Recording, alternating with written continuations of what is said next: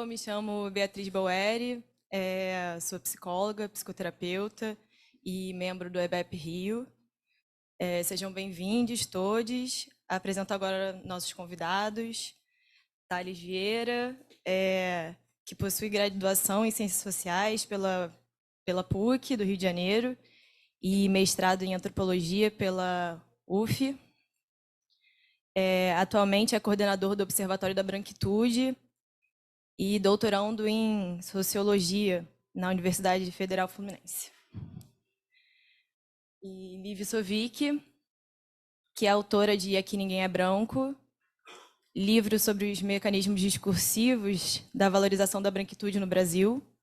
É professora titular do curso de pós-graduação em Comunicação e Cultura da Universidade Federal do Rio de Janeiro. Se graduou em Letras pela Yale University, fez mestrado na University of Texas, at Austin, e é doutora em Ciências pela Comunicação, em Ciências da Comunicação, pela Universidade de São Paulo. Também organizou a coletânea de textos do teórico cultural Stuart Hall, da Diáspora, Identidades e Mediações Culturais, e de Tropicalia Rex. Agradeço em nome do EBEP por aceitarem o nosso convite para estarem aqui. A Liv Sovic e o Thales Vieira falarão livremente sobre o tema da herança, um dos pilares da nossa 21ª jornada, nessa mesa que tem nome A Herança que Não Se Quer Ver. Após o término das falas, passaremos a fala para a plateia. E aos participantes online, convidamos a contribuírem para o debate através do chat. Vamos lá? Alice, quem quer mais primeiro? Vamos lá.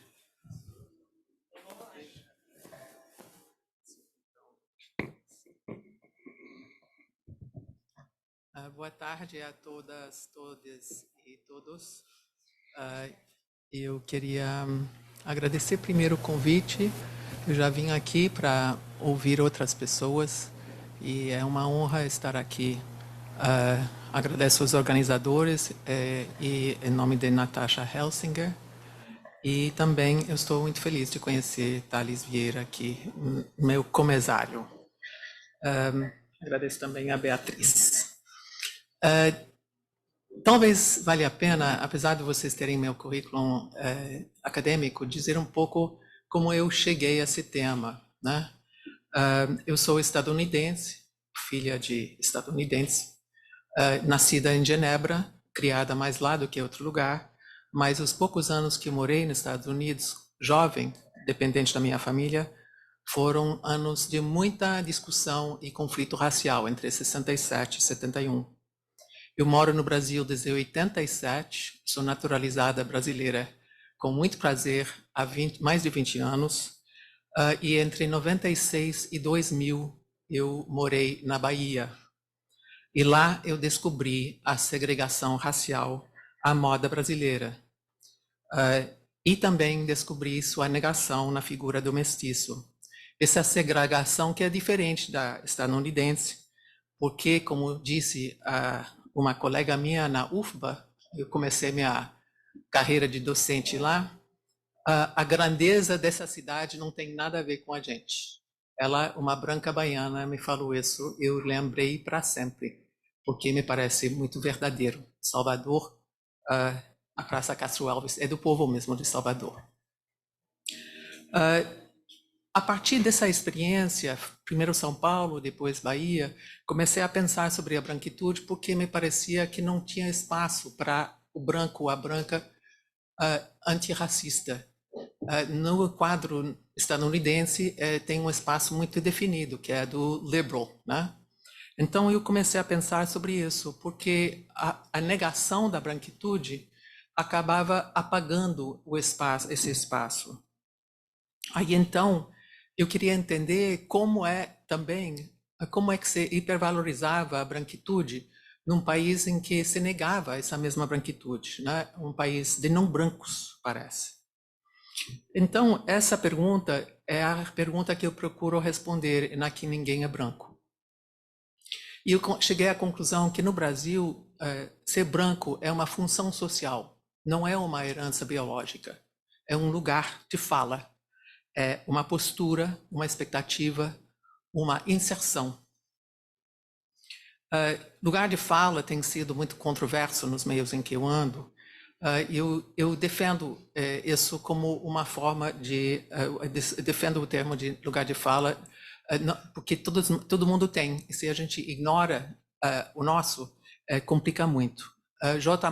Mombassa escreveu que a briga em torno do lugar de fala, o uso da palavra, do termo, o lugar de fala, redistribui a violência. Ele também descarta a fala, ou limita a fala dos brancos sobre o racismo. Diz o seguinte: não é que brancos não possam falar de racismo, ou as pessoas cis não possam falar de transfobia, é que elas não poderão falar como pessoas cis brancas, isto é, como sujeitos construídos conforme uma matriz de produção de subjetividade que sanciona a ignorância, sacraliza o direito à fala, secundariza o trabalho da escuta e naturaliza a própria autoridade.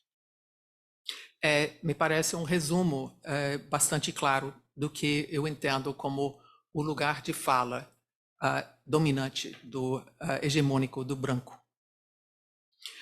Também eu diria, né, de certa forma esses comentários são um pouco datados, mas eu vou chegar a atualizá-los. A branquitude não é espelho da negritude, não existe racismo ao contrário. Por quê? Porque o caminho da reivindicação dos direitos brancos é sempre uma furada, sempre acaba sendo supremacista. Mas, além desses substantivos, o que seria ser branco? O que é ser branco em movimento? É poder se afirmar mestiço quando convém e sem prejuízo. É ser branco para dentro do país, mas não ser branco para fora. Também isso era comum 15 anos atrás, quando estava escrevendo esse livro longamente, enquanto contemplava a dificuldade da minha posição, meu lugar de fala, se falava muito do carinho interracial. E esse carinho pode existir, existe, mas não nos dá direitos.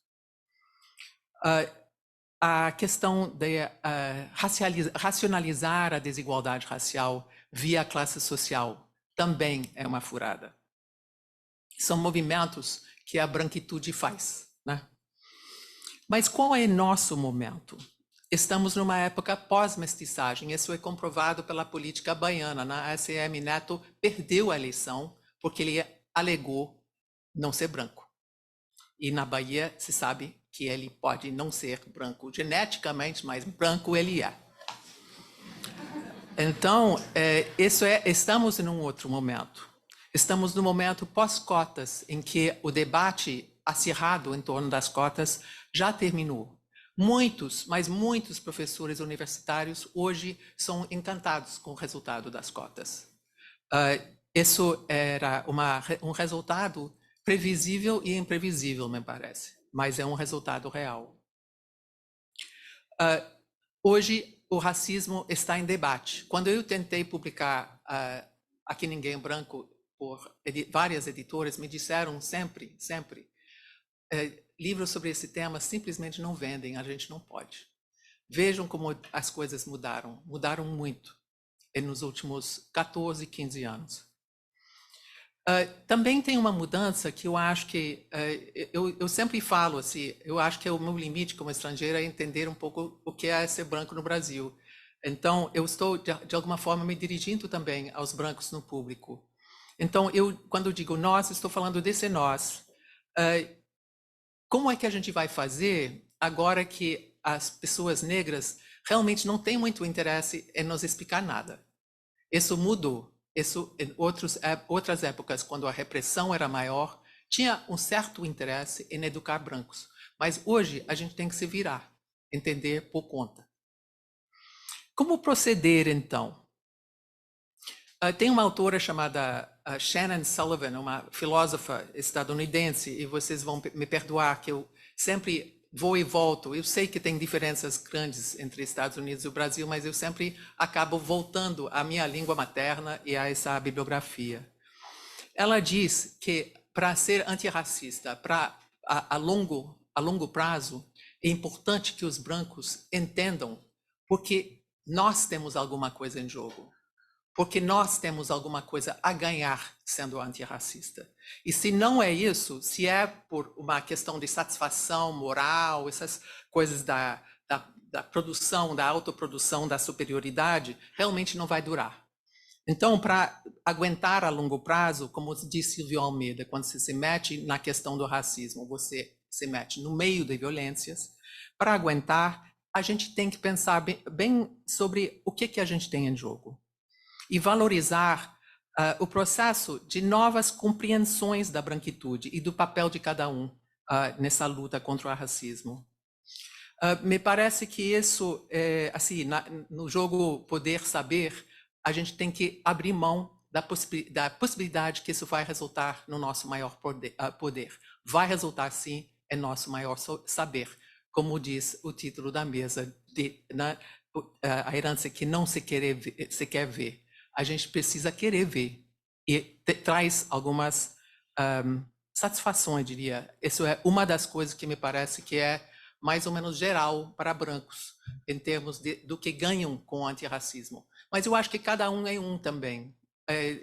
Como nós não somos despossuídos pela branquitude, ao contrário, cada um vai encontrar como valorizar essa atitude que toma e volta a tomar no meio dessa política difícil e complexa.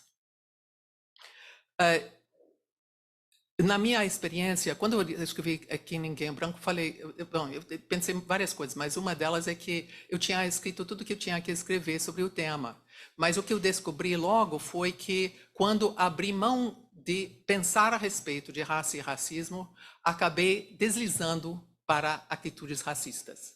Se você para uma vez, você automaticamente, sem pensar, acaba em espaços em que a expectativa que te governa é racista. Então, essa é uma alerta que eu me faço de vez em quando e por isso me atualizo sempre com relação ao que está acontecendo em termos desse debate e dessa luta, ou desse conflito e essas conquistas também. A Angela Davis tem uma frase que eu acho muito verdadeira: a liberdade é uma luta constante. E nesse sentido é que me parece que a luta para ver essa herança é uma luta constante, porque estamos sempre estão sempre nos dizendo que não importa tanto assim. Então, o que é essa herança? Eu queria citar aqui um pouco longamente Stuart Hall discutindo a ideia de Orlando Patterson, que é um sociólogo jamaicano que trabalha em Harvard, quando ele fala de alienação natal. Diz Stuart Hall: ele enfrenta o fato de que, nas plantations, precisava se transformar não escravos em escravos, no sentido de seu ser social, indicando assim o trabalho, o absoluto precondicional à missão histórica da classe plantadora. Fez-se necessária a repetição contínua do ato fundante da violência, cuja consequência foi tornar a transformação da pessoa livre em escrava uma tarefa diária. Tudo isso foi conduzido sob a bandeira da raça. Apesar do código social, o cálculo que determinava o grau de dor e humilhação a ser distribuído deixou de fazer qualquer sentido ou ter qualquer referente social. O objetivo primário da violência infligida era imprimir nos escravos o conhecimento de que eles existiam somente como tais, como escravos, sem nenhuma existência concebível, exceto como apêndice do Senhor. A violência não era principalmente uma questão de punição, que dependia de seu próprio cálculo brutal. Dentro dessa lógica enlouquecida, a cota de violência distribuída nunca era demais. Isso faz parte da herança que não se quer ver. E é uma questão muito delicada. Eu acho, além da relembrança pessoal constante, eu acho importante o estudo, né? Senão vocês não teriam me convidado também, né? Então, me parece que alguns autores que estão na moda atualmente estão na moda com razão, que merecem nosso estudo para lidar com esse ponto delicado, que é a dor do outro e sua possível espetacularização. Saidiya Hartman tem um trabalho muito interessante nesse sentido, de pensar sobre como lidar com vidas negras que foram apagadas, inclusive apagadas da história, sem espetacularizar essa dor. Perder a mãe é a história da escravidão a partir da África e uma sensibilidade estadunidense negra. Vidas Rebeldes, Belos Experimentos, não tem muito a ver com o Brasil, que é sobre Harlem do início do século XX, mas é uma experiência em trabalhar com arquivos que só registram a visão dominante da vida de jovens mulheres que ela entende que estavam experimentando com sua própria liberdade, principalmente de afetiva, né? Angela Davis, de novo, tem um texto sobre blues e outras questões musicais, e ela fala que a grande liberdade depois da abolição, a única grande liberdade foi da escolha afetiva. Então, essa Saidiya Hartman vai embora com isso. Aí se vocês querem experimentar Saidiya Hartman e não leram ela ainda, e querem pegar pela internet, tem um texto breve dela, chamado Vênus em Dois Atos, que vocês encontram, que faz a primeira experiência dela de trabalhar com arquivo policial, judicial, e pensar vidas que não são tratadas como reais, né, como humanos. Também tem um autor baiano, né, Osmundo Pinho, acho que ele é baiano, sim. Ele passou um tempo no Rio, que me parece o livro de cativeiro dele, ele procura diferenciar a experiência estadunidense negra e a experiência brasileira negra, falando de como aqui no Brasil nunca se quebraram totalmente os vínculos entre Brasil e África, ao contrário dos Estados Unidos. Mas aqui eu já me enveredei, né, pela questão dos estudos da história afro-brasileira, afro-americana. Eu queria voltar à experiência branca, que é o meu tema. E, de novo, eu queria voltar a uma figura que é meio incontornável nessa discussão, que é o estereótipo. Vocês que são do PSI, de fato, eu não sou, mas eu tenho um texto sobre a visão de Stuart Hall sobre o estereótipo via Baba e via um crítico de Baba que talvez lhes interesse, mas não vou entrar em detalhes assim. Eu queria ficar com as representações, as formas de contestar representações racistas que Stuart Hall elenca. Primeira seria carregar nas tintas. Aí ele cita o filme Shaft, mas poderíamos pensar no primeiro Mano Brown, né?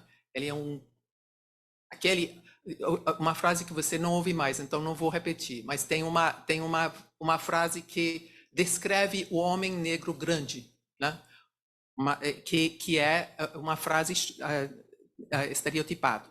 Então, carregar nessas tintas é uma das possibilidades, levar a um extremo. Outro é inverter, Black is Beautiful. Mas o que ele fala e o que nós não vemos, né, é a terceira possibilidade, que é olhar através do olho de quem vê, ver através do olhar da representação. Ele mostra duas fotos no texto sobre isso, em que ele compara Mapplethorpe e um fotógrafo nigeriano britânico chamado Rotimi Fani-Kayode. Mas eu acho um conceito muito difícil de entender, até que eu ouvi ele num filme de Isaac Julian explicando o que é isso. um exemplo ligado, então, à vida e não à arte.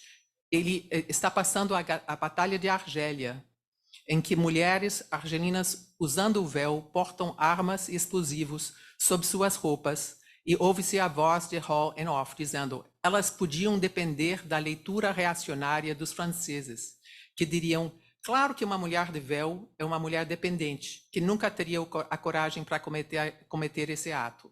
De certa maneira, elas conseguiam virar o véu contra seu sentido, devolver o olhar no sentido contrário. É esse tipo de elaboração que a branquitude não consegue ver. É esse tipo de cegueira do qual estamos falando. E para terminar, eu tenho, de fato, muito poucos minutos, mas eu queria me referir a um outro caso. Mas antes disso, desculpe que eu me preparei, mas me preparei várias vezes. É palimpsesto, né? Todo o roteiro é um palimpsesto. Então, eu queria anotar também que Hall comenta Fanon. É olhar sempre tem um elemento de desejo. E o estereótipo é útil para o racismo, faz parte do racismo na medida em que vai interromper o olhar sobre o outro que deseja, o branco que deseja a figura negra. Aí a branca que deseja essa figura interrompe esse desejo com o estereótipo. É o estereótipo que instala uma hierarquia sempre. Mais um problema cognitivo, eu diria. Inclusive, eu traduziria o título dessa mesa como racismo, síndrome da deficiência cognitiva. A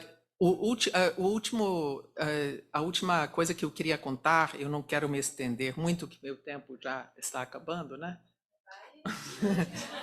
É uma maravilha de ficar. Como você falou dos 20 minutos, eu fiquei aqui sentindo. Então, é um caso recente de desentendimento que só seria possível nesse período pós-cotas, que é o desentendimento em torno do filme Vazante, de Daniela Thomas. Teve um momento em que o debate no Festival de Brasília, tem um crítico, eu assisti todos os filmes, né, do debate, que é todo despedaçado, mas Luiz Zanin diz: formidável quebra-pau esta guerra histórica que dá novos tons aos debates, né? Um alívio de colocar tudo aberto, mas de fato foi bastante difícil, né? E Thomas não conseguiu se apoderar do discurso sobre o filme. Suas defesas não foram eficazes. É um filme lindo, né? Não sei quantos de vocês viram, mas é um filme muito bonito. O som é fantástico, é uma delícia de ver. Teve várias críticas, mas a principal era que os escravizados no filme eram sim protagonismo e que não eram pessoas, eram escravos. Quando Daniela Thomas vai a Brasília e enfrenta isso, ela está pisando num espaço que não é mais branco, que era, mas não é mais. É um espaço diaspórico, que uma teórica chamada Aftar Bra fala que é ocupado duplamente por nós e por eles. E então é um espaço em que é possível questionar fronteiras, divisões, pertencimentos. A Daniela Thomas com certeza não sabia que ela estava entrando num espaço desses. Mas é um espaço, de fato, é um espaço recém-criado no cinema. Ela cedeu, entregou as pontas no debate e depois, semana depois, na revista Piauí, escreveu de sua indignação por ter experimentado, agora cito ela, quase 2 horas de violentos ataques, a pior das torturas, tanto ódio e meu linchamento. Disse ela que capitulou a pressão, mas que seu tom na capitulação era irônico. E destacou novamente a temática da violência da sociedade brasileira, que é um tema forte no filme. Essa obra reflete absolutamente tudo o que eu acredito e sei sobre cinema e sobre o passado terrível desse país ainda terrível. Então, isso foi entre setembro e outubro. Em novembro, eu estava nos Estados Unidos em pós-doc na época. Eu me interessei, aí eu comprei o filme, porque eu não conseguia de outra maneira, mas eu comprei o filme, então, da Apple. E junto com o filme vem aqueles apetrechos, né? O bundling, né? Essas outras coisas. E entre isso era uma discussão filmada, a filmagem de uma discussão entre Daniela Thomas e um público em Princeton, depois de ver o filme. Era Daniela Thomas, Lilia Schwartz, Pedro Monteiro, que é professor de lá, e um antropólogo chamado John Beale. João Beale, acho que é. E aí ela disse, ela falando inglês, né? Falou em inglês. No Brasil você tem medo até de crianças. Traçou novamente um paralelo entre a violência da qual que o filme trata e a detenção política de seu pai Ziraldo durante a ditadura. Citou como influência Vidas Secas, de Nelson Pereira dos Santos, por trazer como tema a impossibilidade do diálogo. E ainda refletiu sobre a economia emocional do conflito entre a cultura da violência e as emoções, essential emotions, que sobrevivem a ela, criando a possibilidade de amor, de felicidade, mas somente lá de fora do jogo das forças do sistema. Quando explicou por que não aprofundou seus personagens negros, ela disse, usando uma palavra em português, de fato, até onde, eu estou traduzindo, eu vou dizer qual é. Até onde iria entrar no psiquismo de personagens africanos. Sentiam recato, foi a palavra que ela inseriu em português, em sondar lá. Não podia sondar. How far would I go into the psyche of African characters? I felt a recato in probing there. I couldn't probe. Recato, que não existe em inglês, né? Não tem paralelo exato, significa manter uma distância delicada, reticência ou decência. Para Daniela Thomas, é o motivo para não investigar os sofrimentos e as tensões, ou seja, a vida dos escravizados, a grande maioria dos personagens em seu filme. O recato ali implica uma certa vergonha, impede o exercício da curiosidade e uma aproximação cuja consequência seria o deslocamento de si, o reconhecimento do outro, do medo e da dor. O Negro Africano Escravizado, na história brasileira, é um livro fechado ao eu branco narcísico. Emoções e sentimentos reaparecem no final do debate, quando Thomas conta a história de quando ela própria atravessou a linha de cor. Adolescente e moradora do Lido, se apaixonou por um jovem surfista negro de olhos verdes. Diz ela, muito delicadamente, meu pai inventou algo. Ziraldo a enviou para fora do Rio de Janeiro e ela demorou semanas para voltar à praça onde encontrava o jovem. Enquanto somos convidados a admirar o amor do pai, sua delicadeza em não simplesmente vetar o namoro da filha, mas distraí-la, tornam-se nítidos tanto os contornos da infantilização patriarcal da jovem mulher branca, quanto a maneira em que o não querer saber recatado é útil ao racismo. A decepção ou não do jovem nem entra na história. A separação do casal é natural. Quem age e sente é branco. O recato, velho valor de comportamento feminino, se perpetua numa narrativa de primeira pessoa que esconde o poder patriarcal, chamando-o de delicado, enquanto nega o saber sobre a dor e a desigualdade. A seguir, a cineasta confessou: I'm still naive, maybe silly. Ainda sou ingênua, talvez boba. A história da paixão adolescente a faz concluir que é importante conservar a própria ingenuidade. To keep my naivete, possivelmente para sentir as emoções essenciais de amor e felicidade. Em Princeton, Thomas também contou os detalhes da história familiar que inspirou Vazante. No início do século XX, um parente de 50 anos de idade casou com uma menina de 12, mas deixou de consumar o casamento até 3 anos depois, quando ela já tinha menstruado, tornando-se herói da família. Mencionou também que a outra inspiração do filme foi uma reunião familiar em Minas Gerais em 97, quando conheceu a senzala de uma fazenda. Lá sentiu o impacto da escravidão e quis divulgar a história. Pensou, diz ela, meu Deus, ninguém sabe disso. Ninguém sabe o que acontecia. Obrigado.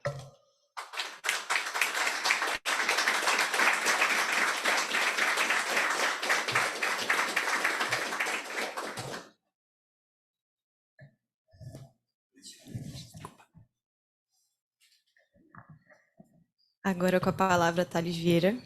Muito obrigada, Lívia. Olá, pessoal. Boa tarde. Muito feliz de ter sido convidado para essa mesa. Tá? Estava em Salvador, o Lívia falou da Bahia, eu estava em Salvador ontem e vou voltar para Salvador hoje, olha que maravilha. Não estava triste em Salvador, estava muito feliz, mas estou feliz de estar aqui também, sobretudo por compartilhar a mesa com a professora Lívia Sovic, que é uma grande referência no tema de estudo da branquitude, dos estudos críticos da branquitude. O seu livro Aqui Ninguém é Branco é um livro que inspirou a criação do Observatório da Branquitude, uma das obras que inspirou a criação do Observatório da Branquitude. A gente tem uma coluna na revista Gama, e a gente tem quase um compromisso nessa revista, que é sempre citar uma música. Quando a gente vai escrever sobre os nossos temas, é uma coluna mensal, e a gente tem esse compromisso de sempre citar uma música. Isso tem a ver com a trajetória do livro Aqui Ninguém é Branco, né, que perpassa pela produção musical brasileira para discutir branquitude. Então, agradecer por estar aqui dividindo essa mesa e agradecer ao EBEP, aí na figura do Bruno, que fez esse convite. E é isso, né? Sem essas referências, a gente considera, eu vou falar do observatório com mais calma, mas a gente considera que o Observatório da Branquitude é fruto desse esforço que diversas autoras, principalmente, mas também autores, fizeram em consolidar um campo de estudos sobre branquitude no Brasil nos últimos 20 anos. E esse campo de estudos vem crescendo muito, sobretudo nos últimos 5 anos. É um crescimento... A gente fez uma revisão bibliográfica de estudos sobre branquitude nos últimos 20 anos, e a gente vê que a cada ano vai crescendo exponencialmente, vai mais do que dobrando a quantidade de obras que tratam sobre branquitude, seja no título, seja nas palavras-chave. Então, isso é fruto desse esforço que autoras e autores fizeram nos últimos 20 anos, e Lívia Sovic está nesse rol das principais autoras que falaram sobre isso. A gente só existe por isso, somos fruto desse acúmulo de conhecimento produzido. A gente é uma iniciativa, o Observatório da Branquitude é uma iniciativa da sociedade civil fundada no ano passado, em maio do ano passado, e é dedicada a produzir conhecimento e incidência estratégica com foco na branquitude, em suas estruturas de poder, tanto materiais quanto simbólicas, que são os grandes alicerces que solidificam a desigualdade racial no Brasil. Esses estudos, né, sobre relações raciais na sociedade brasileira, eles têm um viés histórico minimamente curioso colocado.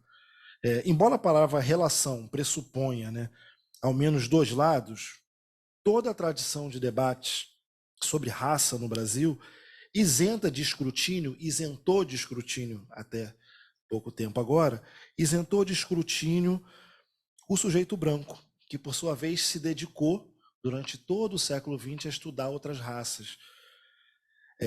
Se você pega os principais autores que tentaram explicar o Brasil, aquilo que a gente chama de pensamento social brasileiro, e eu sou da sociologia, a gente estuda esse cânone, todos eles, em algum momento, lidaram com os estudos sobre raça. E aí você pega, sei lá, Gilberto Freire, Florestan Fernandes, Buarque de Holanda, todos eles, em algum momento da vida, estudaram sobre raça. Alguns a gente gosta mais, outros a gente gosta menos, mas todos eles se depararam com o tema raça, mas nenhum deles se olhou. Todos eles estudaram um outro, estudaram negro, estudaram indígena, e nenhum deles, todos brancos, nenhum se olhou, né? E aí fica essa pergunta, né? Se ao branco coube a narrativa sobre negros e indígenas, o que ele enxerga ao ter a própria imagem refletida? Né? O que ele enxerga ao olhar para o espelho? Eu não posso responder essa pergunta sem antes tentar fazer uma explicação, tentar conceituar o que é a branquitude, que a gente está falando aqui sobre branquitude, então tentar fazer uma conceituação mais generalizante sobre o que é a branquitude. Então, para nós, é esse lugar de privilégios raciais que se construiu historicamente como o mais elevado da hierarquia racial, com o poder de classificar o outro. Então, de atribuir racialidade e subjetividade estigmatizante a quem ele considera não branco. Essa localização só se torna possível, né, pois o branco se coloca como esse sujeito universal, onde os outros são os outros, né? Então, não é mais possível analisar os fenômenos socio-raciais sem implicar os brancos e suas estruturas de privilégio fincadas no racismo, que tem raízes históricas lá na escravização, mas são reificadas diuturnamente, né? Uma tecnologia, o racismo é uma tecnologia que vai se transformando e se reificando diuturnamente. Mas antes de mais nada, tem uma coisa ainda sobre o observatório que eu queria dizer.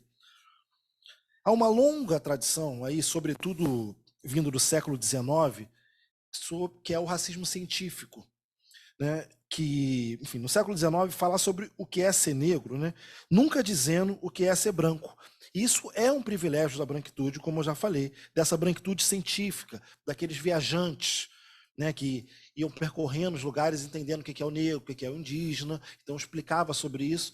E aí eu sou da antropologia também, né? Então fui lendo todos esses autores que foram explicando os povos, né, quem eram esses povos. Então, eram esses cientistas brancos que estavam definindo o que era ser negro. E o definia a partir do seu oposto. E aqui mora uma pegadinha que eu vou falar sobre ela daqui a pouco. Então, ao definir o que era ser negro, define também o que é ser branco. E nisso, eles justificavam a escravidão e o imperialismo no continente africano e nas Américas. Mas nós estamos tratando aqui de um olhar, de uma outra perspectiva, nós do Observatório, que nós somos uma equipe integralmente negra que está olhando para a branquitude. Estamos olhando para o poder a partir da racialidade branca, o que é uma grande novidade, né? Se a gente levar em conta mais de um século de uma ciência racialista definindo o que é ser negro. Então, acho que talvez essa seja, subjetivamente, a grande contribuição do Observatório da Branquitude, que é o fato de ter uma equipe 100% negra olhando para o branco, invertendo uma lógica de quem é sujeito, de quem é objeto de conhecimento. Pegando essa tradição de 100 anos aí de racismo científico, a gente está trazendo essa contribuição. E aí, num exercício de autoanálise, eu e lhes pergunto, né, quais os significados de falar de branquitude a partir do olhar negro, a partir de uma produção intelectual negra. E aqui eu meio que começo a minha fala, embora eu já esteja na metade. Que é sobre isso que eu quero falar, né? Que é sobre o que é uma produção intelectual negra que começa a olhar para a branquitude, né? Então, o primeiro ponto a se pensar é no poder de origem da branquitude, né? O primeiro e talvez o mais importante dos privilégios, que é esse que eu já citei anteriormente, que é o de nomear o outro. Quando a gente nomeia o outro, a gente cria esse outro. Então, a gente atribui significado, e esse significado é, por óbvio, um significado estigmatizante. Só que o efeito perverso disso é que, ao criar o outro, ao fazer emergir o outro, por óbvio, o branco cria a si mesmo também.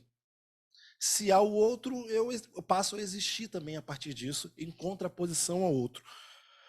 Mas é claro, né, que isso não se trata de uma relação simétrica, porque nesse contexto colonial, só um dos lados é visto como sujeito. Ou seja, não é uma relação entre sujeitos, mas é uma relação entre sujeito e objeto, do qual o negro, obviamente, só aparece como objeto e o branco só aparece como sujeito. Então, esse próprio processo que cria o negro, e por consequência cria o branco, né, cria o negro a partir de sua objetificação. Então, cria o negro a partir da desumanização dele.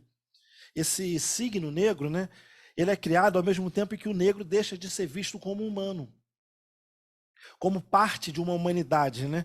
E como parte daquilo que os europeus estavam identificando em si no próprio processo de desenvolvimento da modernidade, de uma sociedade moderna, né? Sem querer fazer uma digressão muito longa, né? Mas falando aqui dos séculos XV, XVI, XVII, são períodos que os principais teóricos europeus, né, tanto no Renascimento quanto no Iluminismo, eles vão se percebendo como sujeitos da história, né? Eles vão entendendo que o motor da história não é externo a si, né? O motor da história ele não é nem divino e nem a própria natureza que vai fazendo a história acontecer. A partir do Iluminismo, a partir do Renascimento, o próprio sujeito europeu vai entendendo que ele faz a própria história, que ele é o motor da história do mundo, né? Então, ele vai se definindo como sujeito da história. Então, se definindo como sujeito e como quase como um próprio Deus dessa história. Então, esse sujeito ele vai emergindo nesse momento da Europa. Só que, ao mesmo tempo que esses europeus estão se percebendo enquanto sujeitos, eles estão invadindo outros povos, outros territórios, escravizando, estuprando e dizimando comunidades inteiras. Nesse mesmo momento que ele vai se constituindo como um sujeito da história. Então, nesse processo de descoberta de si como sujeito, o europeu se depara com outro, que aparece a partir da colonização e da escravização. Esse outro, então, jamais poderia ser visto como também sujeito, como também humano. Então, a grande saída foi criar essa cisão, essa cratera aí entre quem é humano, quem é sujeito, quem é digno de vida, e quem não é europeu, os não humanos, né? Portanto, falar de branco, né, é falar de identidade, né? E toda identidade ela é relacional. E só que a especificidade do branco é que essa identidade relacional tem a característica principal dela a produção de hierarquia. Citando aqui Lourenço Cardoso, que é um autor também de estudo sobre branquitude, ele fala o seguinte: eu me faço na medida que eu te faço. Eu me faço superior na medida que eu te faço inferior. Eu sou branco superior na medida que você é inferior. Sem você existir enquanto inferior, eu não existo enquanto superior. Em alguma medida, nem existo.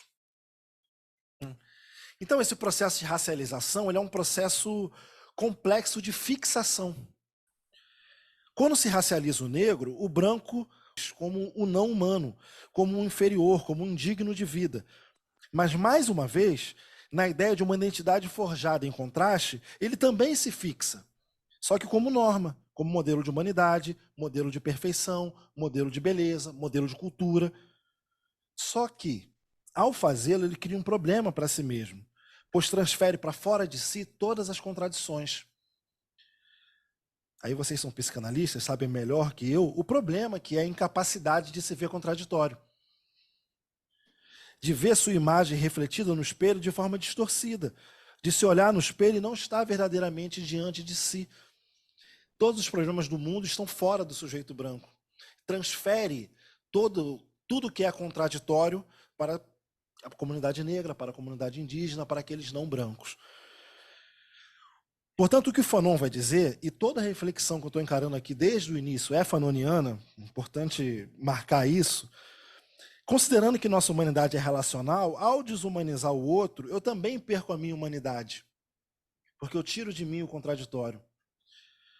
Na medida em que o branco desumaniza o negro, ele também se monstrifica. O racismo não é só um esquema de superioridade branca, né? Não é só um desejo de superioridade branca, mas é também uma monstrificação do branco. E aí cabe até um parênteses aqui, o Observatório da Branquitude, nosso grande objetivo é buscar restabelecer a humanidade do negro, mas ao fazer isso a gente está também oferecendo um presente aos brancos, que é devolvendo a sua própria humanidade. Então o negro nunca é visto como sujeito. Toda violência para ele é autorizada. Aliás, a violência para com o negro sequer é pensada como violência. Você tem aí essa monstrificação das relações em que o branco sai monstrificado. E esse é um ponto que a gente precisa enfrentar nesse debate. Mais do que superioridade e inferioridade. Aí eu cito aqui o Davidson Faustino, que considero o melhor leitor de Fanon no Brasil.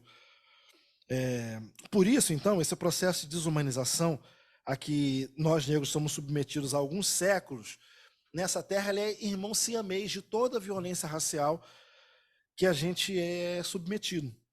Então, se há um modelo ideal de humanidade, que é uma contraposição a quem eu sou, logo a minha vida é indigna e meu corpo é indesejado. Então, é aqui que mora o casamento entre essas percepções simbólicas, né, e filosóficas, né, criadas pelos brancos a partir desse modelo único de humanidade, a materialidade brutal do racismo, que é a violência que a gente sofre. Um outro parêntese aqui que eu acho que vale dizer, saíram dados recentes do Instituto Fogo Cruzado e do Fórum de Segurança Pública, mostrando que Rio e Bahia concentram 43% dos homicídios no Brasil. Então a gente fala que o Brasil é um país muito violento, e é um país muito violento, mas tem 2 estados que concentram quase metade da violência letal no Brasil. E não à toa são os estados mais negros do Brasil. A Bahia recentemente passou o Rio, conseguiu essa enorme proeza de passar o Rio em violência letal, em violência policial também. 16 anos de PT na Bahia, hein? Vale dizer.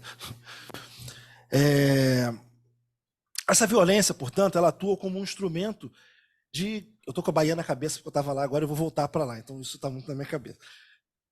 A violência, então, ela atua como um instrumento dessas garantias das hierarquias de humanidade entre brancos e todos os outros corpos desejados. Então, ela racializa, né, esses corpos indesejados que não são humanos, não são dignos de vida. E aí eu vou voltar no que eu falei, a violência é um instrumento dessa garantia, é uma forma de garantir essas hierarquias. Mas o que está oculto nessas classificações de humanidade por parte da branquitude é que, ao criar esses gradientes de humanidade, também está em contraposição justa, como eu já falei aqui, colocando em xeque a sua própria humanidade também. Pensar, então, nesse cenário, na reversão desse cenário de violência que se apresenta para a gente, é apostar numa restauração radical dessas percepções sobre esse sujeito universal. Examinar a branquitude em sua base é fazer um chamamento à responsabilização de pessoas brancas e é uma forma de destituir a universalidade da zona do ser, que é um conceito fanoniano também, e tornar intragáveis políticas públicas que neguem a humanidade de não brancos. Usando um conceito que vem da Grada Quilomba, que é uma autora que eu gosto muito, o sujeito branco, então, ele vive um estado permanente de luto colonial.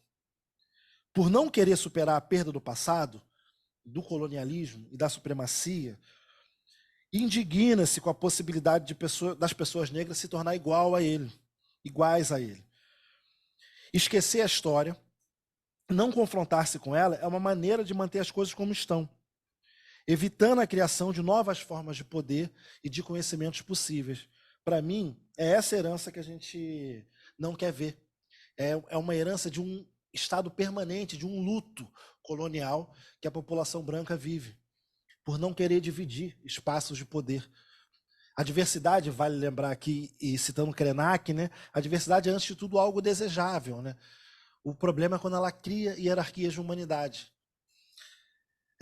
Portanto, então, só rompendo com esse luto colonial é que o branco será capaz de reconstituir a sua própria humanidade e romper com esse olhar que nos sujeita a representações distorcidas, estreitas e autoritárias do que somos e podemos ser. E cito aqui, que está na primeira fileira, a minha colega Carol Canegal, que escreveu isso, um texto recente para a Gama. A mãe Bernadette, que acabou de morrer agora, merece que a sociedade possa constituir esses novos pactos de convivência, em que as pessoas brancas reflitam sobre a sua branquitude por meio de ações concretas de democratização de acesso a direitos e de uma vida plenamente vivida. A sobre-representação branca em espaços de poder, que é um tema muito importante para a gente, somada a esse aparato normativo baseado exclusivamente na experiência branca no mundo, faz que seja impraticável a formulação de políticas que não hierarquizem as humanidades. Mas, para terminar falando de coisa boa, a sociedade ela não é feita de uma nota só, que fica ali o tempo todo afirmando uma superioridade de um grupo sobre o outro, né? Ou a inferioridade de um grupo que é majoritário no Brasil, nós somos maioria no Brasil. Eu vi recentemente um vídeo que a professora Vânia Santana publicou no Twitter, que está um rapaz sentado na praia, um rapaz negro sentado na praia, e a polícia aborda ele de uma forma super violenta. E ele está sentado na praia, aí a polícia pede o documento para ele, ele levanta, senta. Ele falou, mas eu tenho que levantar para tirar do bolso o documento, né? E aí o policial fica, senta. E aí ele já puxa a arma, já é uma celeuma, ele está com amigos, aí começa uma confusão na praia, a polícia chama reforço, aquela confusão de praia. E aí, o que esse grupo de meninos negros começa a falar? Isso é racismo.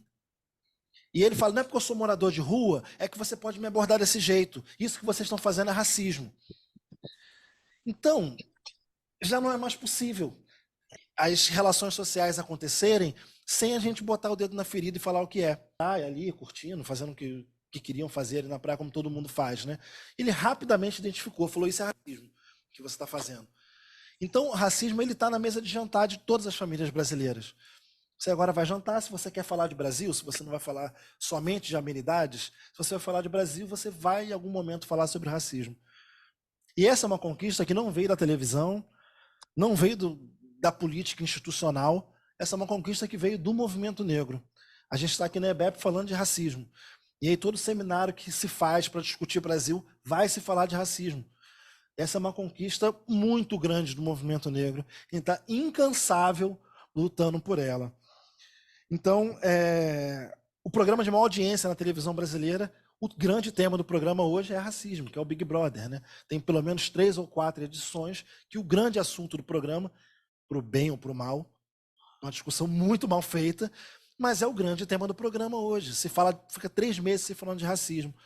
A gente fez um Google Trends, né? Que você sobre quais são os picos de discussão sobre branquitude no Brasil.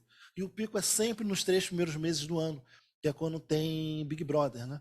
O dia que mais se pesquisou no Google branquitude foi o dia que a Lumena falou para Carla Dias, assim, falou, você é toda cagada na branquitude. Ela falou isso. E aí foi o dia que teve o maior pico de buscas sobre branquitude no Google até hoje, já registradas no Brasil. Então, só estou dizendo isso que é irrevogável a gente discutir racismo no Brasil em todos os ambientes. E, a partir disso, então, também é irrevogável a gente discutir branquitude no Brasil em todos os ambientes. Né? Isso está na mesa de jantar, está na televisão, está no Congresso de Psicanalistas e está agora nessa discussão sobre a escolha da nova jurista que vai assumir o cargo no STF. Assim, o Lula está sofrendo uma grande pressão dos movimentos sociais, falando, olha, você precisa indicar uma jurista negra, sobretudo pela indicação terrível que ele fez agora no último momento. Acho que é isso. Muito obrigado.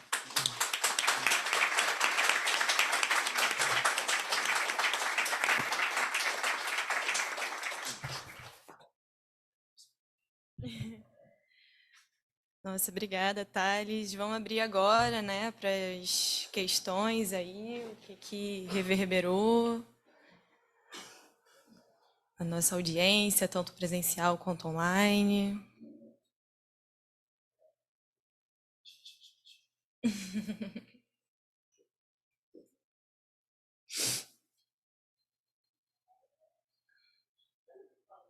Tá aqui. Tá ligado? Tá.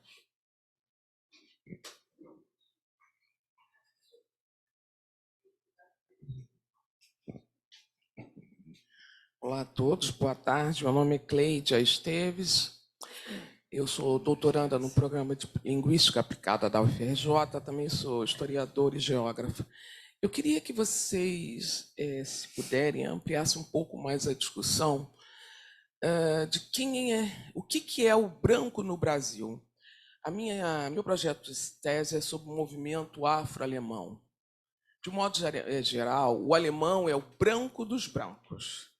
Há toda uma questão a esse respeito, e dentro desse gradiente europeu entre um alemão branco e um português branco, vai aí uma série de questões.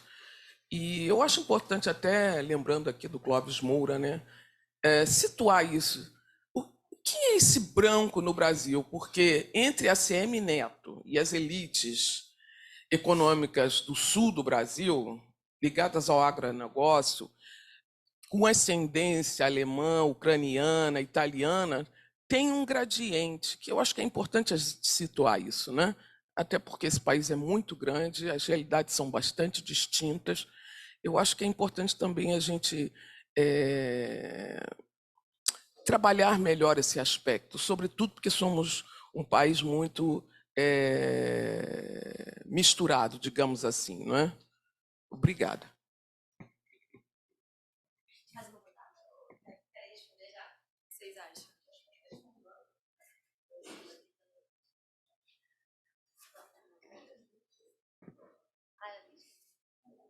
Priscila tinha falado. Ah, tá.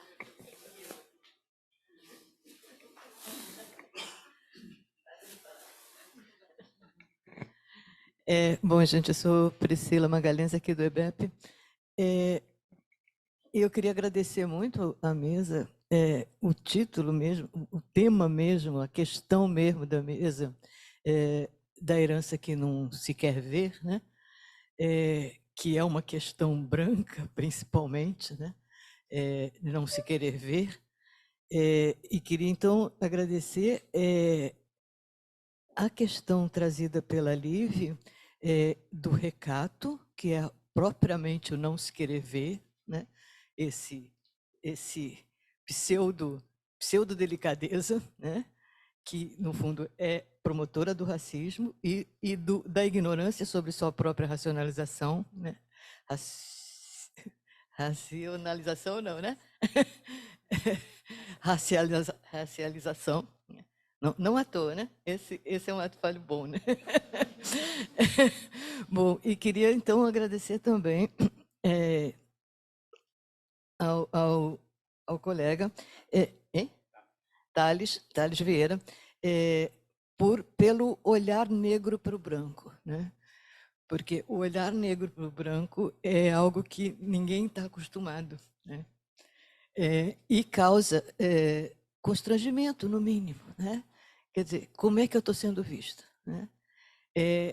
Se esse olhar branco para o negro sempre foi prepotente, né? O olhar negro para o branco é generoso, tem uma generosidade, ele te diz, te faz ver o que não quer ser visto. Então, eu acho muito, fico muito agradecida.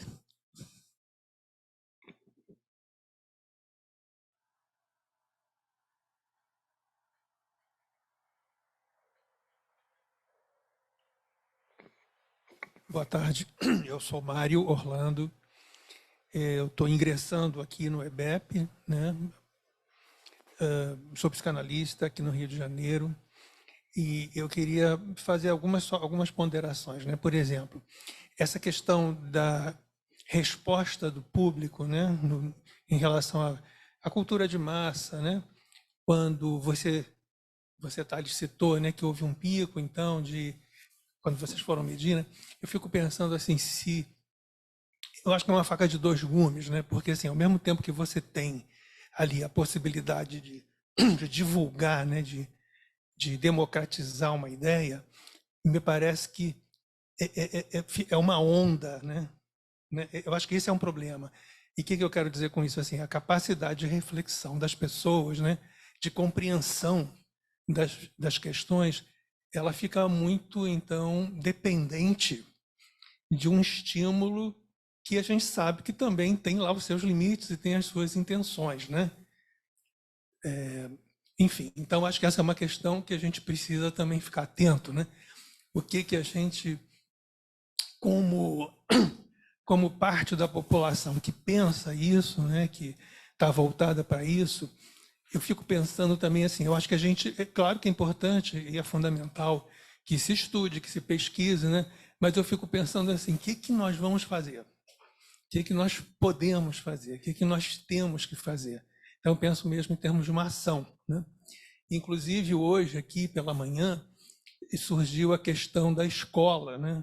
Que é um tema que eu falo da escola, da escolarização, né? Que se universalizou, pelo menos entre aspas, né? Enfim. E inclusive,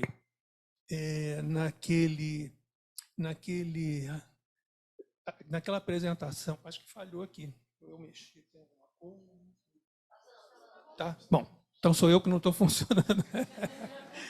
Bom, então vamos lá. Então, eu me lembro que eu esqueci, acho que é Newton, né? Ele mostrou, ele ilustrou, depois da fala dele, ele ilustrou, né? Com uma poesia, né? Dita pelo próprio poeta, né? E eu achei muito interessante que ali um dos elementos que ele citava na poesia dele era a escola, como alguma coisa assim que era alguma coisa importante para que as pessoas tivessem acesso, né?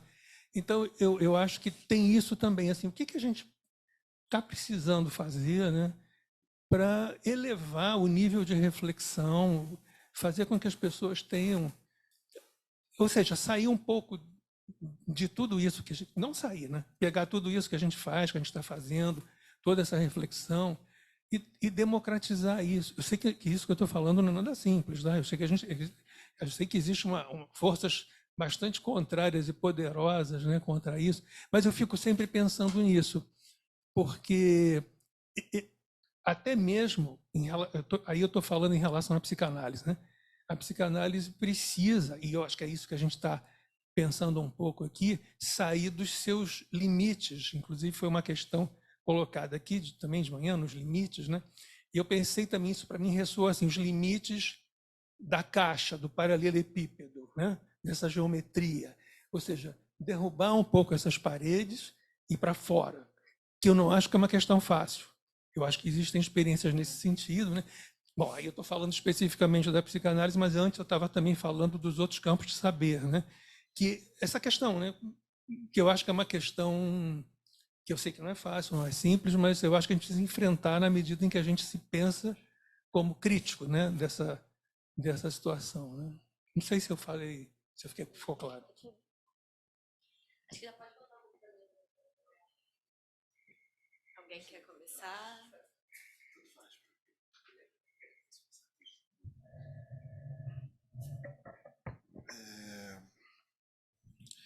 Começar então.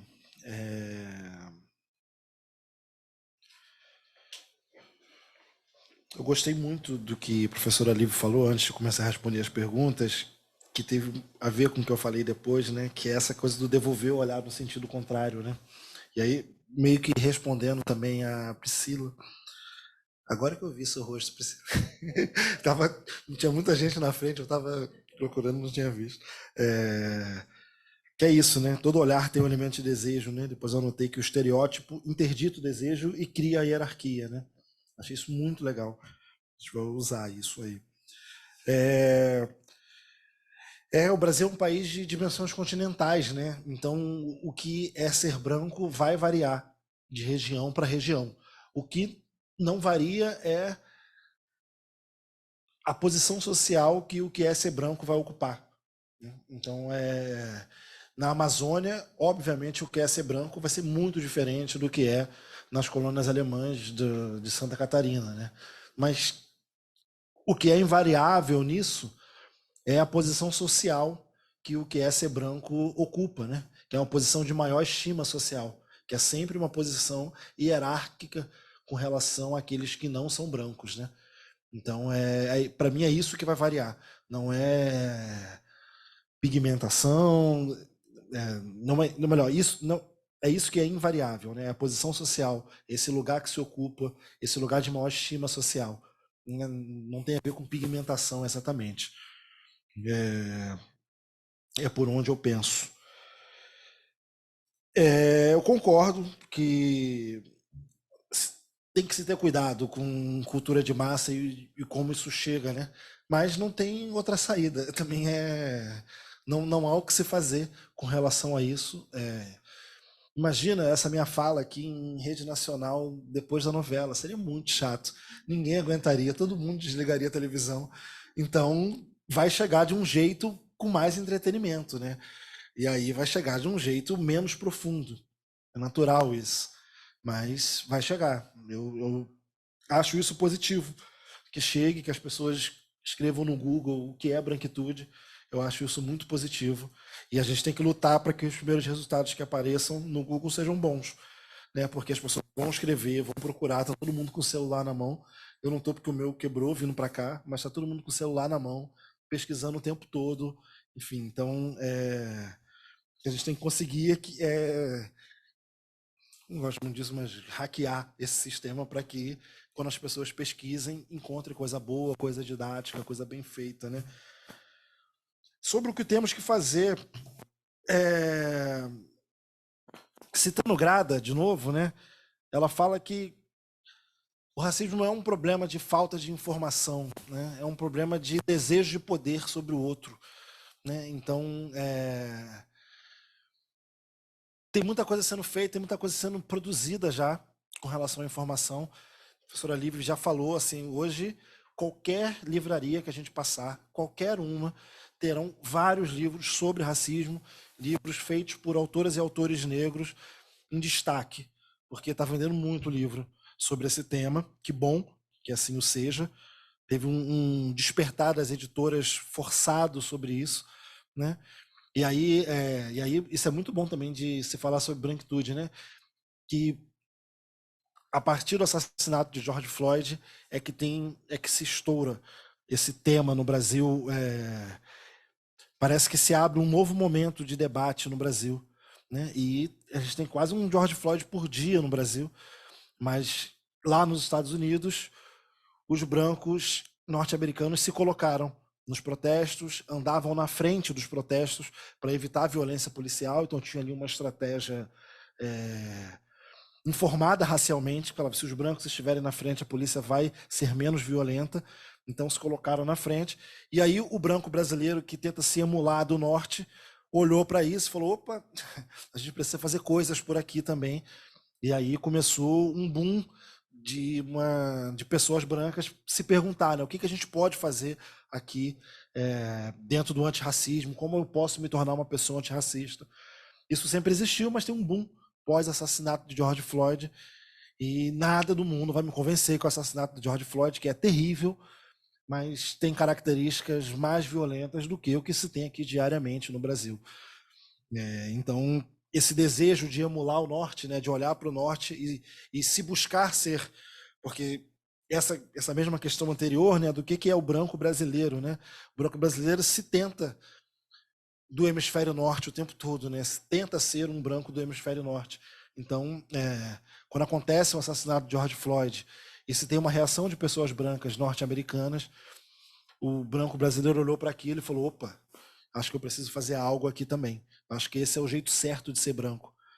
Então, é isso. Então tem esse boom de informações colocadas, feita por pessoas negras, sempre teve esse boom, pessoas negras sempre produziram, e produziram muito em diversos temas. Se pegar uma produção de um Abdias Nascimento, ele produziu sobre tudo, né? Um economista que produziu sobre teatro, produziu sobre sociologia, produziu sobre política, produziu sobre tudo. Então, desde a Frente Negra Brasileira, aí falando de escola também, o movimento negro tenta formular políticas educacionais, e aí a Frente Negra Brasileira da década de 30, né? Então, a Lei 10.639 é de 2003 só, mas desde a década de 30, o movimento negro brasileiro vem tentando produzir soluções para esse país. E aí, dentro desse olhar generoso que alguém falou, o movimento negro brasileiro nunca tentou produzir soluções para si, mas sempre soluções para um país melhor, né? Então, isso desde lá de trás, desde a Frente Negra Brasileira, isso acontece, né? Tem documentos, né, que o professor Amilcar Pereira encontrou do movimento negro norte-americano, da luta por direitos civis. Ele encontrou documentos da Frente Negra Brasileira indo fazer formação para ativistas norte-americanos na década de 30 e 40. Então, mesmo essa acusação que o movimento negro brasileiro sofria, sobretudo na década de 80 e 90, que o movimento negro era uma cópia do que era o movimento negro norte-americano, que essa questão de racismo era coisa de americano, que no Brasil isso não existia, que todo mundo aqui era mestiço e etc. Mesmo essa acusação é muito falsa, porque o movimento negro brasileiro ia dar formação para o movimento negro norte-americano ainda na década de 30, na década de 40, conforme documentos encontrados pelo professor Amilcar Pereira. Então, acho que é isso. Tem muita coisa produzida, muita informação já colocada. Mas a informação não basta para a superação do racismo. Porque o racismo é o desejo de poder sobre o outro. Então, ter informação não muda o desejo. A ação muda o desejo. Então, o que é mais importante é construir ações em torno do racismo, ações concretas, de diminuir a sobre-representação. Eu não gosto mais de falar de subrepresentação de espaços de poder, eu gosto de falar de sobre-representação, que tem um grupo social demográfico no Brasil que é sobre-representado em qualquer espaço de poder, é sobre-representado na política, é sobre-representado na economia, é sobre-representado nos espaços culturais, é sobre-representado na universidade. O professor Karl Hart, que é um professor que discute política de drogas, ele vem muito no Brasil e estava conversando com um ativista lá em Salvador anteontem, e ele falou: o que mais assustou o Karl Hart, que é um professor negro norte-americano, foi a sobre-representação branca na política brasileira. Porque ele falou, nos Estados Unidos, bem ou mal, os grupos demográficos estão representados de forma equânime dentro do Congresso. Então, os negros são 13%, tem ali um número razoavelmente parecido com isso no Congresso. Ele falou, no Brasil há uma distância muito grande entre a demografia local e a representação, né, na política institucional. Então, isso é algo que precisa muito ser alterado. Acho que é isso. Até fui mais longe do que eu gostaria. É isso. Obrigado.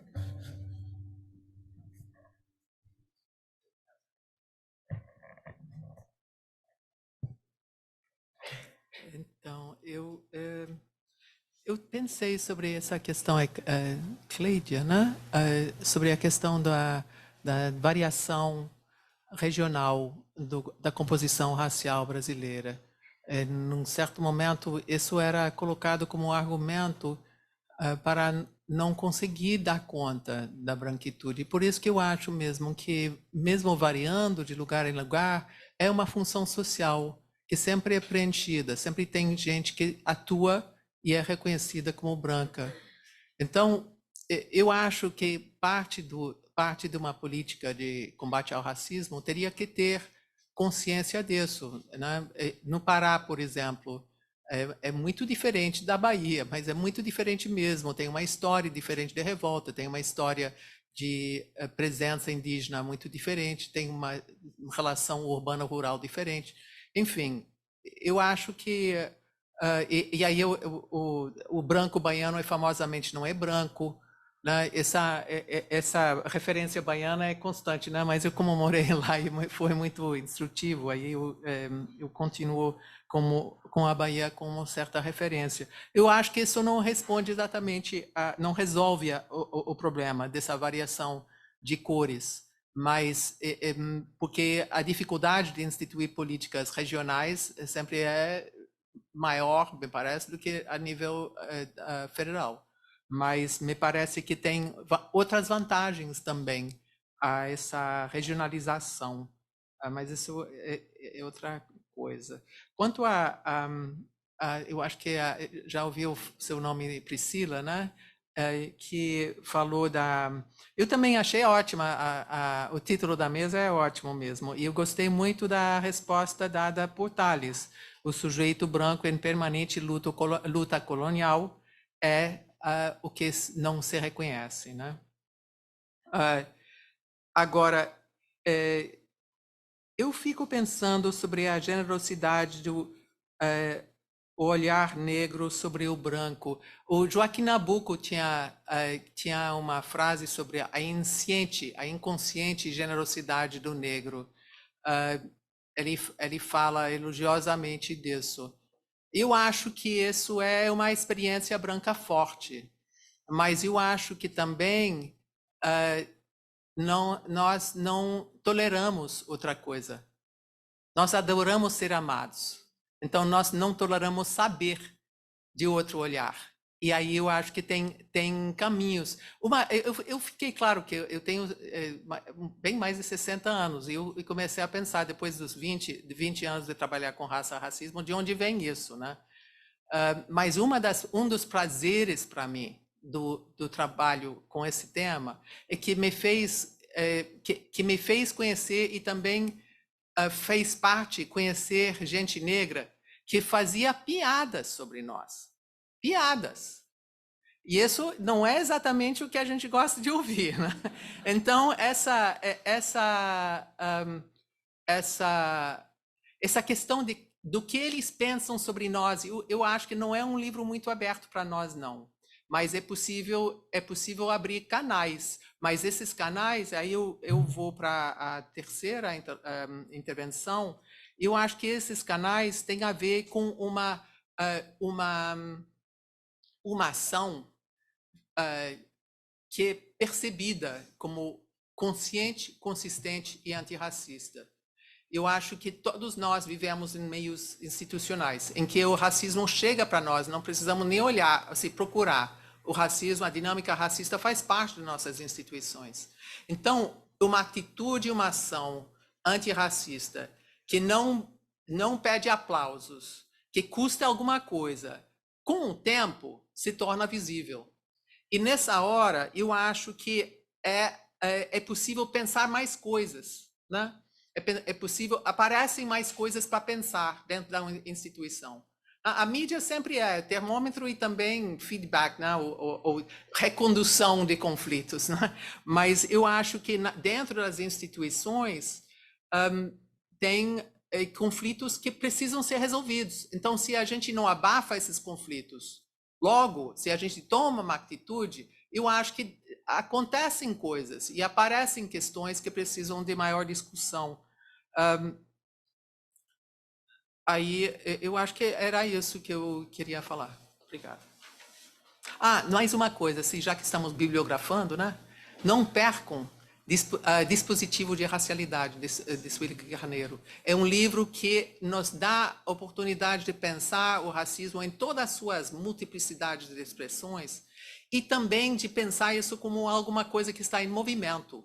Então, tem variações, tem brechas, tem a produção, né? É um dispositivo que produz e também então muda. Então, é possível também colocar o ombro na mudança, me parece, né? Então...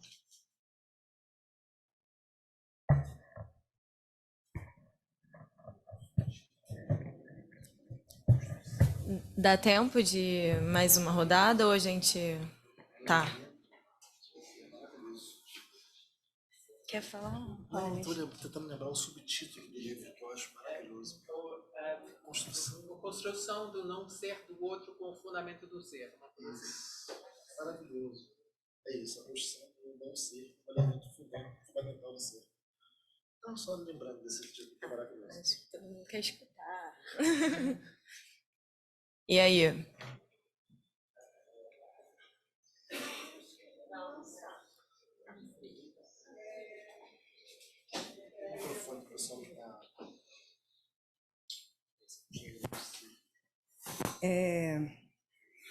Eu estou aqui num lugar de desconforto, que eu acho ótimo.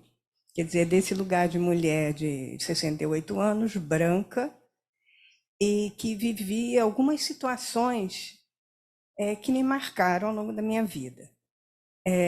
Em função de questões de filha, de pessoas que viajavam pelo mundo, eu tive alguns momentos de ser a outra. Mas uma que me pareceu muito interessante, apesar de não ter ainda aberto meus olhos, foi quando eu estive em Washington. Algumas pessoas aqui já ouviram essa história, espero que não. Enfim, fui convidada por uma brasileira que, para nós, é uma moça morena, de origem, por exemplo, libanesa, né? Assim, morena, claro.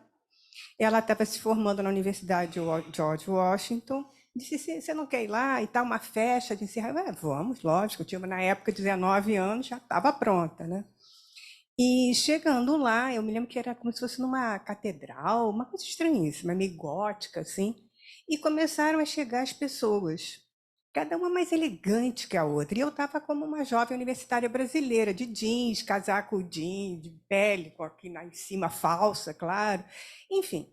E comecei a me sentir mal, porque eram pessoas chiquérrimas, chegando em cada carro mais luxuoso que o outro, e todas negras.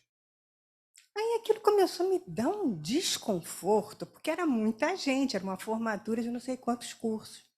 Aí eu virei para essa minha amiga e digo: vem cá, é só negro que está chegando? O que é isso? O que é isso? Tá? Essa já é meu espanto de menina, moça, né, 19 anos, perplexa de estar num lugar onde só tinha negro, né? E nós duas brancas. Aí ela disse: Cecília, hoje é a formatura, a comemoração da formatura dos negros, dos alunos negros. Aí eu olhei para ela e falei: o que você está fazendo aqui? Isso foi em 78 que eu estou falando, uma coisa assim. Ela disse: bom, eu aqui sou considerada negra. Aí eu perguntei para ela, e eu? Vocês não têm ideia o que é essa sensação de você não saber a sua identidade mais. De repente você perde o chão. Aí ela disse, Cecília, você está comigo. E aí eu engoli, falei, bom. Aí eu olhei e tinha um menino louro de olho azul. Eu falei, aquele ali. A avó dele é negra. Eu sei que terminou a cerimônia, tal, foi uma festa, achei uma festa ótima, dancei de me acabar. Aí ela me disse, aqui é música afro. Segunda, quarta e sexta é música afro. Terça, quinta e sábado é música dos brancos. Aquilo me chamou muita atenção e eu confesso que eu falei assim, ainda bem que no Brasil não é assim. Onde eu vou no samba, que bom que tem samba, que é minha música, nunca achei que era música de negro. Enfim, mas o tempo passou, me casei com um estrangeiro, louro de olho azul, nascido em Quito, Equador, filho de italianos, migrantes. E é horrível, mas é o que me aconteceu, eu vou confessar a vocês. Ele trabalhava aqui numa empresa de engenharia, ele me disse, olha, eu convidei um colega para almoçar. E foi tomar banho, tocou a campainha, fui abrir a porta, tinha um senhor negro me olhando, muito simpaticamente, e eu olhei para a cara dele e falei, sim. E ele me disse, eu sou o convidado do fulano, que era meu marido. Eu queria sumir naquele momento, entendeu? Porque não me passava pela cabeça que um rapaz negro pudesse ser um engenheiro, colega do meu marido. Olha o absurdo que eu fui inserida, quer dizer, nós somos inseridos. Aí eu me dirigi a ele, meu marido, furiosa, disse, como é que você não me avisa? Ele disse assim, e precisava? Eu sumi mais ainda quando ele falou e precisava.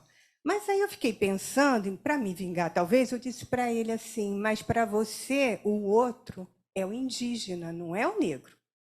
Porque no Equador, em Quito, não tem negro. Em Esmeralda tem muito negro. Não sei se vocês lembram da seleção do Equador na última Copa. Os jogadores eram todos negros e a torcida era toda branca. Né? Isso é uma coisa... Bom, com o passar dos anos, essa questão racial me marcou profundamente. Eu fui à Bahia depois, estava no Pelourinho, olhei umas moças muito bonitas, negras, que estavam conversando, e uma delas vira para mim e falou assim, o que você está olhando, Branquela? Eu fiquei pé da vida, porque, peraí, não está fazendo nada demais, para que me agredir? Né? Mas quantas vezes ela também não deve ter sido agredida? Né? Então, são situações que eu queria marcar. Hoje, para eu falar, não é fácil. Eu tenho que pensar muitas vezes certas palavras eu não posso usar. Ai, meu Deus, eu tenho uma paciente negra que eu perguntei para ela, vem cá, como é que a gente usa? É negra, é preta? Eu não sei. Ela disse, Cecília, é preta, é negro. Enfim, eu quero agradecer a vocês, entendeu? O movimento negro de me fazer ficar desconfortável. Porque está mais do que na hora dos brancos ficarem muito desconfortáveis nesse país e pensarem 1000 vezes antes de falar bobagem. Né? E mais do que falar, é fazer. Né? E eu queria também dar outro depoimento, rapidinho, que eu falo demais. Um livro que me marcou. Não é um livro de estudo, não é um livro teórico, é o da Ana Maria Gonçalves. Eu rendo um tributo ao Defeito de Cor, que foi um livro que mudou minha visão do Brasil, mudou minha visão da história brasileira, que foi lançado em 2006, portanto já tem quase 20 anos, e foi um divisor de água nesse país, eu acho. E como também Torto Arado e como Pele, Avesso de Pele. Né? Então, são leituras que não são acadêmicas, mas que causam impacto, que não é só o bebê, sei lá o quê, mas também uma leitura, literatura de primeira. Obrigada.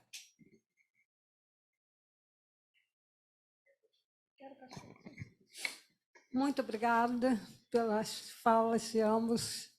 Me tocou muito. Eu não ia fazer uma pergunta, mas por causa da colocação da Cecília, sobretudo a você, né? Uma das perguntas é essa diferença, né? Estou lendo uma autora em que ela fala do racismo, né? Ela pega a questão da racialização nos Estados Unidos e aqui no Brasil. E ela faz uma diferença, ela diz que lá tem uma lógica de segregação e aqui uma lógica de obliteração. E aí eu não sei, mas eu queria assim, porque você tem esse trânsito, essa vida, né?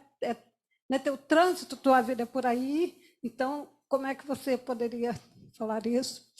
E eu estou voltando só uma artista visual, Rosana Paulina, e ela trabalha com livro, tem uma obra dela que se chama Ciências Naturais ou Ciências da Natureza, e ela pega 3 fórmulas, que eu estava tentando aqui, 3 frases que eu estava tentando ver aqui no celular e não consegui recuperar, que é a salvação, que quando vieram aqui para o Brasil, uma delas era a salvação pelas almas, o outro progresso da ciência. Mas são 3 frases, uma delas eu não me lembro. E aí uma delas é: eu não invado, ela vai dizer como é que isso foi reformulado. Eu não invado, eu ocupo, e eu vim trazer a salvação pelas almas e o progresso da ciência, que eu acho que trouxe, né? Que é a questão da classificação.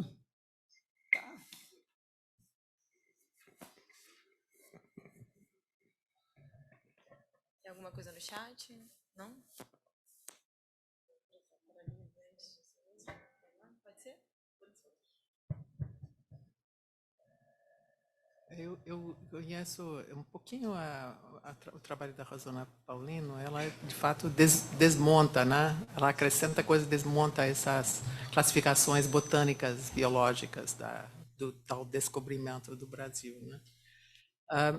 Quanto eu vou deixar isso com Tiago, com Thales, mas sobre a comparação Estados Unidos-Brasil, eu acho que tem muitas diferenças e muitas semelhanças, e tem coisas que a gente precisa isolar para comparar. Eu acho que a comparação sempre é deslizante, né? A não ser que a gente está a fim de entender um aspecto. É possível que isso seja a lógica mesmo. Agora, essa segregação americana foi amolecendo, diria, né?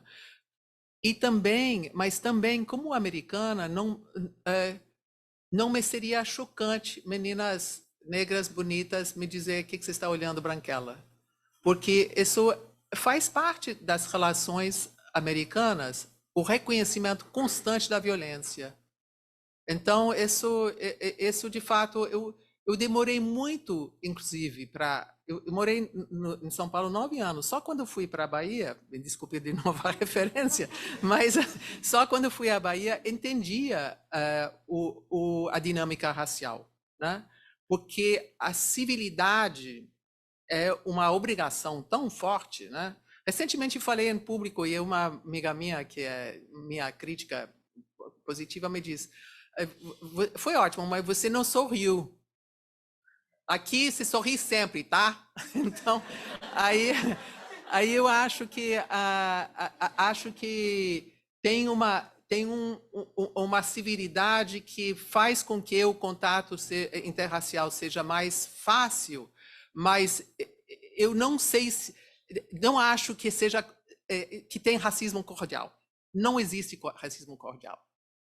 O racismo não é cordial. Então, como o racismo se insere insidiosamente na aparente civilidade, né?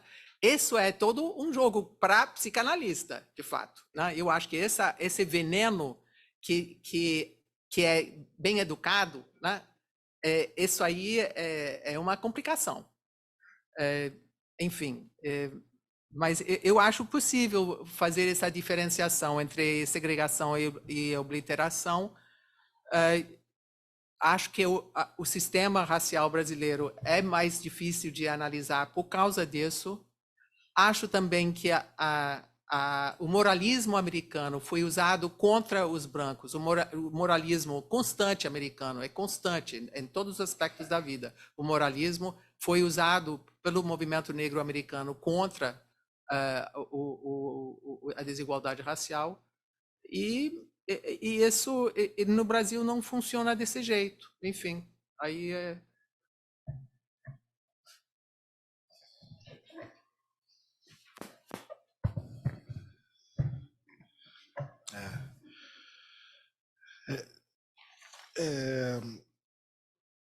eu acho que é isso. Acho que dentro dessa generosidade dos negros, né, de compartilhar com branco as coisas, a gente também compartilha o desconforto. Assim, a gente agora resolveu compartilhar também o desconforto como forma de seguir compartilhando as coisas, né? Eu sou nascido num complexo do Alemão, assim. Ele é bravo, rapaz. Você é preto, não vem reagir, não. Mas eu estudei na PUC, sabe? Foi muito desconfortável, assim, ter estudado na PUC. Foi muito desconfortável. Eu, antes de estudar na PUC, eu só tinha ido na Gávea porque meu sonho mesmo era ter sido jogador de futebol. Então eu joguei no Flamengo, aí eu ia na Gávea, mas o máximo que eu fui é até o clube ali do Flamengo, né? Depois, para mim, era um mundo que eu não sabia o que tinha um pouco mais para cima ali. E a primeira vez que eu soube o que tinha um pouco mais para cima foi quando eu fui fazer minha matrícula na PUC, né? Como aluno bolsista da PUC e tudo. E levava 1h30 para chegar, eu morava em Auma, levava 1h30 para chegar. Era desconfortável para ir, era desconfortável para voltar, era desconfortável para estar. Então era um desconforto permanente, que a gente vai criando formas de lidar com esse desconforto, né? Mas era um desconforto permanente, né? Mas é isso, a gente vai criando formas de lidar com desconforto. E aí tem esse aprendizado também, né, com a população negra, que é de criar tecnologias de lidar com desconforto. A população negra criou tecnologias, né?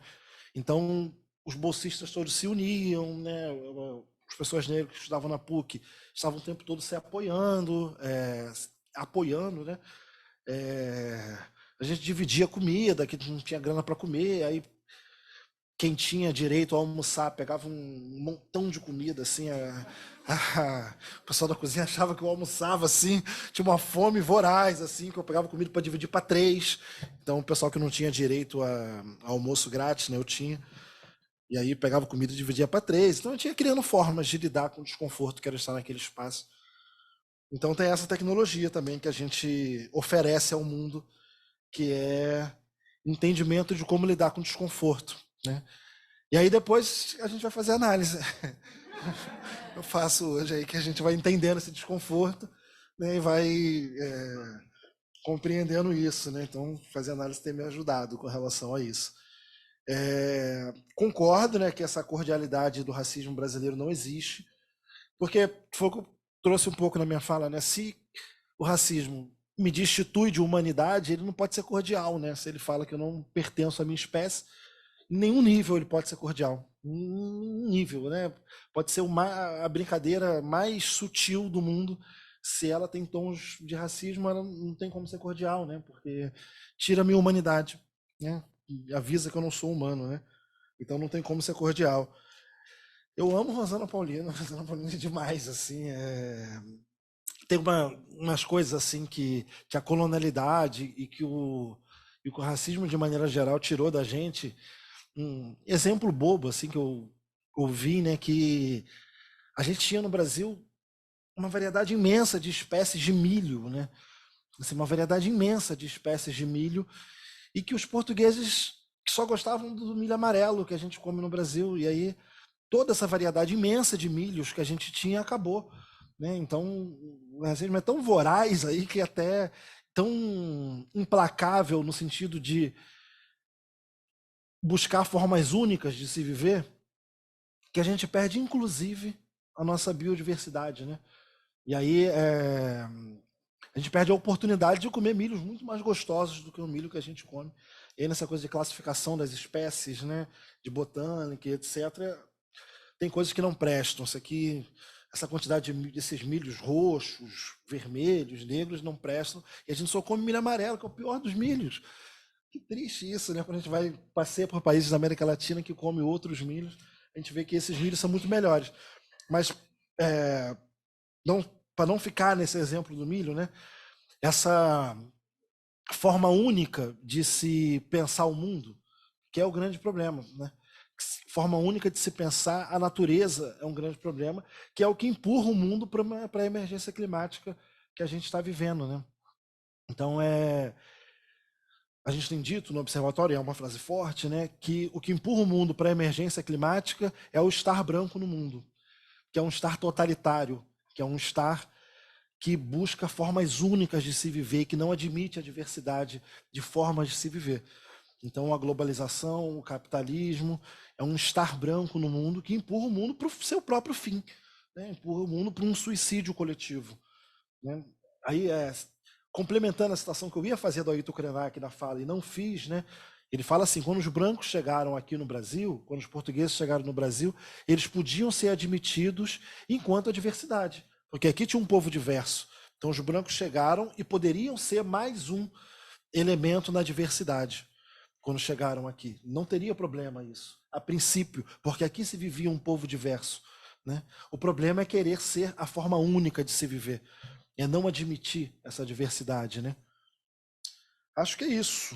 A gente vai fazer mais uma rodada de perguntas ou a gente já se despede? Tem? Então a gente vai ter que terminar. Então já vou me despedir. Isso que eu ia perguntar. Não, agradecer muito, tá mais alto o microfone. Foi um prazer enorme estar aqui nessa mesa, foi uma felicidade imensa refletir sobre isso. As autores e os autores que eu mais gosto, que discutem branquitude, discutem através do viés da psicologia. Então eu estava sedento por construir algum nível de reflexão mais estruturado sobre esse tema, então essa aqui foi uma oportunidade imensa para isso. Desde o Fanon, desde a Grada Quilombo que eu citei aqui, mas também a Cida Bento, que é a grande autora sobre branquitude no Brasil, ela vem no viés da psicologia social. Então eu estava há muito tempo querendo estruturar alguma coisa que partisse desse lugar da psicologia, então foi uma oportunidade muito boa, e melhor ainda essa oportunidade de poder dividir a mesa com a professora Lívia Sovi, que é essa referência enorme dentro desse tema, e foi ótimo ouvi-la aqui de pertinho, anotei um monte de coisa. Então, muito obrigado, gente. Valeu. Obrigado. Muito agradecido. Obrigado. Dá vontade de dizer eu que digo e parar aí. Então eu vou dizer eu que digo e parar aí.